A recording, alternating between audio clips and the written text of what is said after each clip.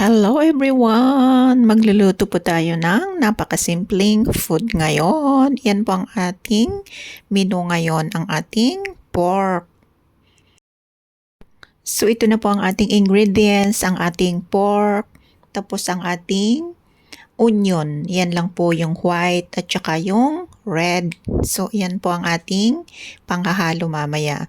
So ang gagawin natin sa pork, i-slice natin. Tapos, pagkatapos ng ma-slice natin dyan sa gitna, medyo natin, ayan, hiwain ng konti. Tapos, medyo, ang tawag dyan, yan, para siya, madali siyang ma-fry mamaya. So, ayan, medyo tadtarin natin para siya,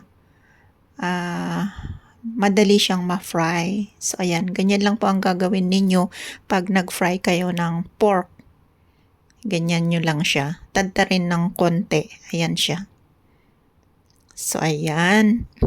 So, ito na po imamarinate natin ng chicken nor, chicken powder, tsaka garlic. Tapos, lagyan natin ng white pepper. Tapos, lagyan natin ng sugar. Tapos, ang ating oyster sauce. Lagyan din natin ng cornstarch. Ayan.